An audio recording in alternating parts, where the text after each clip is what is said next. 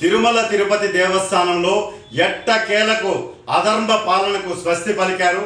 చంద్రబాబు నాయుడు గారు బాధ్యతలు స్వీకరించిన వెంటనే తిరుమల కొండ నుంచే ప్రక్షాళన ప్రారంభిస్తామని చెప్పి 24 గంటలు తిరక్క ముందే ఒక సిన్సియర్ ఐఏఎస్ అధికారిని టీటీడీ ఈఓగా నియమించారంటే శ్యామలరావు గారిని.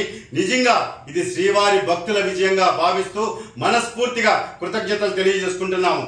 ఈ రోజు ఒకటే అడుగుతున్నాం, గత 2 సంవత్సరాలుగా జవహర్ రెడ్డి గారు ఇక్కడి నుంచి బదిలీ అయిన తర్వాత రెగ్యులర్ ఐఏఎస్ టీటీడీ ఈఓగా నియమించండి అని జగన్మోహన్ రెడ్డి గారికి పదే విజ్ఞప్తి చేసినా చెవుటోడికి శంఖం ఊదినట్లు ధర్మారెడ్డిని అడ్డం పెట్టుకొని అడ్డగోలుగా శ్రీవారి సేవా టికెట్లని, శ్రీవారి సొమ్ముని ఇష్టానుసారంగా మంచినీళ్ళలాగా ఖర్చు పెట్టేశారు.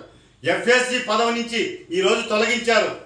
ఆయన అయ్యా నీ అర్హత లేదు నీకు, నువ్వు అప్పుడే చెప్పా, నేను కోర్టును ఆశ్రయించా శ్రీవారి భక్తులుగా ధర్మారెడ్డి అనే వ్యక్తికి ఈఓగా అర్హత లేదు అంటే దాన్ని కూడా మ్యానిపులేట్ చేసి మీరు కోర్టులో మభ్యపెట్టి తెచ్చుకోగలిగారు. కానీ వెంకటేశ్వర స్వామి కోర్టులో తప్పించుకోలేకపోయారు. ధర్మారెడ్డి గారు మీకు ఈ రోజు స్టార్ట్ అయింది చూసారా, ఇది ఎంత అవమానకరంగా ఇచ్చారో ఈ జీవో. మిమ్మల్ని మళ్ళా రివర్స్ చేశారు, అంటే మీకు అర్హత లేదు అని చెప్పి తేల్చేశారు. అదే విధంగా మీకు క్యాజువల్ లీవ్ ఇచ్చారు.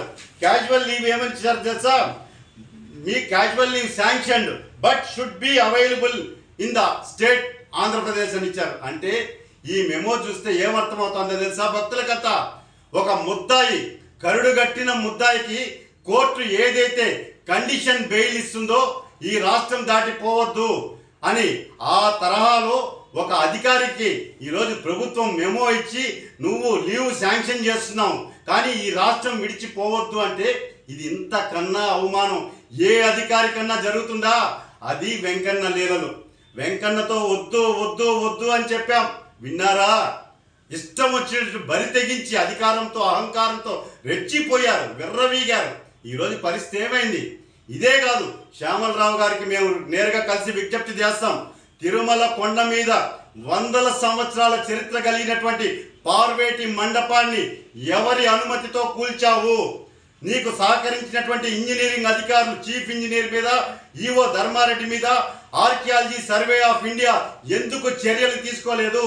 స్టేట్ ఆర్కియాలజీ ఆఫ్ ఇండియా ఉందా లేదా? ఈ వివరాలన్నీ కూడా కోట్ చేస్తూ ఏఎస్ఐకి లెటర్ రాస్తున్నాను. ఇష్టానుసారంగా పురాతన కట్టడాలు తొలగించుకుంటా ధ్వంసం చేస్తా పోతా అంటే ఇంకా ఏఎస్ఐ ఎందుకు ఉండాలండి? ఆర్కియాలజీ సర్వే ఆఫ్ ఇండియా అవసరమా ఈ దేశానికి? పురాతన సంపద కాపాడలేని ఆర్కియాలజీ సర్వే ఆఫ్ ఇండియా ఏం చేస్తాంది? కొండపైన పార్వేటి మండపం కట్టా అంటే దాని మీద ఎందుకు అధికారులు వచ్చి దాన్ని పరిశీలించలేదు? అంటే ప్రభుత్వానికి తొత్తులుగా అధికారులకి భయపడి ఏఎస్ఐ అధికారులు కొండకొచ్చి పార్వేటి మండపాన్ని చూడలేదా అని ప్రశ్నిస్తున్నాం. ఈ రోజు తిరుమల కొండ మీద టీటీడీలో జరిగినటువంటి అవినీతి అక్రమాల మీద పూర్తి స్థాయిలో సమగ్రమైనటువంటి దర్యాప్తు ఒక 4 రోజుల్లో ప్రారంభం కాబోతోంది. మిస్టర్ ధర్మారెడ్డి గారు, ఇది అంతం కాదు, ఆరంభం. మీ క్యాజువల్ లీవ్ కండిషన్ బెయిల్ లా ఉంది. ఈ రోజు మెమో చూస్తే, ప్రొసీడింగ్స్ చూస్తే మిమ్మల్ని రివర్స్ చేశారు. అది ఎఫ్ఎస్సిఓకి నీకు అర్హత లేదు, నువ్వు అనర్హుడవి, నువ్వు వెనక్కి రా అని పిలిపించారు.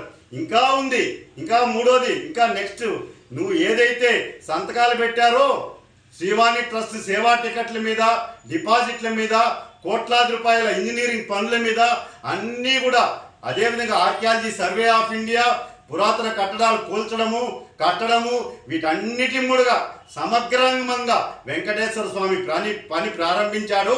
ఇంకా ఆరంభం కాదు, ఇంకా ప్రారంభమైంది. వెయిట్ చేయండి Dharmareddy garu, please wait and see. Dharmareddy garu, నేను చెప్తూనే ఉన్నా పదే వద్దు వద్దు వద్దు వెంకటేశ్వర స్వామితో పెట్టుకోవద్దండి అని.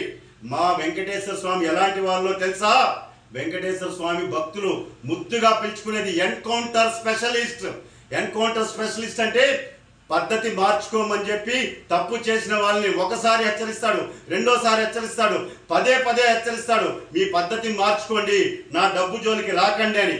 మన పద్ధతులు కానీ మార్చుకోకపోతే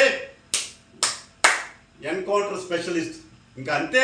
ఈరోజు చూశారు కదా మెమోలు, జీవోలు ఏ విధంగా ప్రారంభమయ్యాయో. కాసుకోండి, సమయం ఆసన్నమైంది. ఓం నమో వెంకటేశాయ గోవింద.